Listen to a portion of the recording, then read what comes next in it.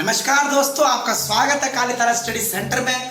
दोस्तों, जैसे कि हमने मुहिम चलाई थी हैशटैग मिशन गवर्नमेंट जॉब, उसी के तहत बच्चों की कमेंट आ रही थी ज्योग्राफी के ऊपर बहुत सारी वीडियो बनाओ, तो मैं ज्योग्राफी के ऊपर ले आया।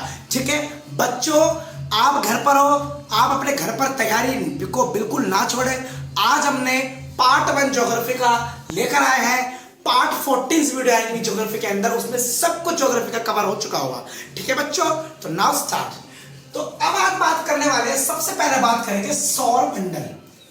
सौर मंडल क्या है? जैसे सभी का एक परिवार होता है, ठीक है, सभी का एक परिवार होता है, परिवार में सब लोग जीते हैं। इसी तरीके से सूरज का भी एक परिवार होता है, सूरज का परिवार, जो सूरज कह लो या फिर सूर्य कह लो, ठीक है। तो जो सूरज का परिवार होता है उसे हम बोलते हैं सौर मंडल।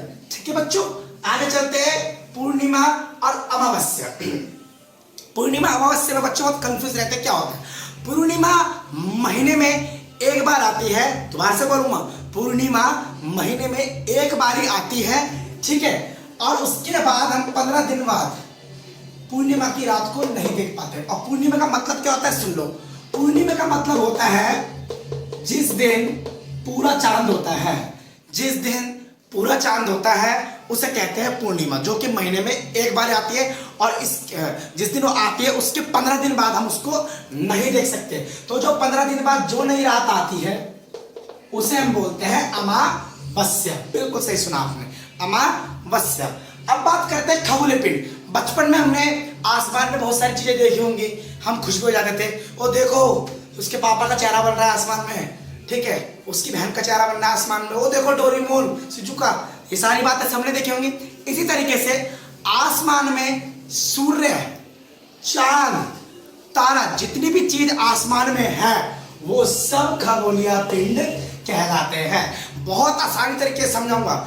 आसमान में वे सभी चीजें जो रात के समय, दिन के समय और सुबह के समय चमकती है उसे कहेंगे खगोलीय पिंड। जैसे कि मैं बताता हूं आपको, अब खगोलीय पिंड कैसे कहेंगे, इसकी डेफिनेशन क्या बनेगी।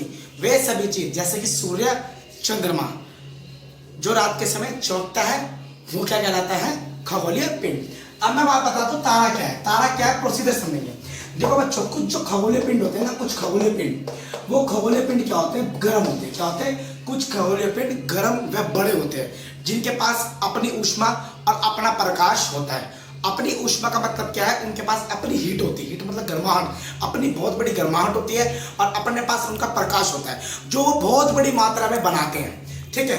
कुछ खगोलीय पिंड क्या होते हैं, बहुत बड़े होते हैं, जिनके पास अपनी ऊष्मा और अपना प्रकाश होता है, ठीक है बच्चों। तो वो खगोलीय पिंड क्या क्या क्या क्या बनाते हैं, बहुत बड़ी मात्रा में, बहुत बड़ी मात्रा में वो ऊष्मा तथा प्रकाश बनाते हैं। तो अब ये बात याद रखना बच्चों, तारा क्या है, तारा ये है, ठीक है बच्चों। अब सूर्य भी एक तारा है। क्यों, सूर्य भी एक तारा है। इसका आंसर जो तारा क्या है, जो है, जो मैंने अभी पीछे बताया, वो इसका आंसर होगा, ठीक है बच्चों। अब जैसे कि मैं बात करूं अगर आगे की, ठीक है, तारे और सूर्य एक समान है। तारे और सूर्य एक समान कैसे है उसके बारे में डिस्कस करिए बेटा। तारे और सूर्य एक समान इसलिए है क्योंकि जैसे मान लो, जैसे तारे और सूर्य वो उस जगह पर ग्रह में एक साथ रहते हैं, लेकिन तारे हमसे बहुत दूर होने के कारण उनकी ऊष्मा मतलब जो हीटिंग है वो कम होती है। लेकिन सूर्य कुछ उनसे पास होते हैं, इसलिए उनकी हीट ज्यादा यहाँ धरती पे लगती है। लेकिन तारे और सूर्य की अगर हम तुलना करें, दोनों का आकार एक समान जैसा है, ठीक है। अगर मैं बात करूं नक्षत्र मंडल की, नक्षत्र मंडल क्या है इसके बारे में बात करेंगे। नक्षत्र मंडल का मतलब क्या होता है, जैसे मान लो मैंने अभी पीछे उदाहरण दिया था कि बचपन में हम आसमान को देखते थे तो जो तारे होते हैं चित्र बना लेते हैं, जैसे हम डोरीमोन चल रहा है, सिंचैन चल रहा है, बहुत सारी बातें, ठीक है बच्चों। तो उस स्थिति में क्या होता है, जो तारे, देखो बच्चों, जैसे आसमान में जो तारों ने आकृति बनाई उसे हम कहेंगे नक्षत्र मंडल।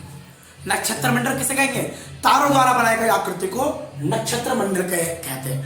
अर्सा मेजर और बिग बेयर भी इसी तरीके का नक्षत्र मंडल है। बेटा एक एक चीज पढ़ाऊंगा, बस वीडियो को पूरा देखना। बेसिक से लेके जा रहा हूं, कॉन्सेप्ट हाई लेके जाऊंगा, दिक्कत मत लेना, ठीक है। अब बात करते हैं ध्रुव तारा क्या है। ध्रुव तारा का मतलब होता है पुराने जमाने में जो लोग होते थे, जितने भी पुराने जमाने के लोग हैं, वो दिशा पता करते थे। तो जो दिशा पता करने के लिए जिस भी चीज का यूज किया जाता था, तो जो उत्तर की तरफ दिशा बताता था, जो उत्तर की तरफ दिशा बताता था, उसे कहते थे ध्रुव तारा। जो तारा उत्तर की तरफ दिशा बताता है उसे ध्रुव तारा कहते हैं। अगला चलते हैं ग्रह क्या है। अभी हमने खगोलीय पिंड के बारे में बात करी, ठीक है। देखो, कुछ खगोलीय पिंडों के पास अपनी ऊष्मा और प्रकाश नहीं होती है, लेकिन कुछ के पास अपनी होती है। ऊष्मा और प्रकाश दोनों रहते हैं, वो बहुत बड़े मात्रा में।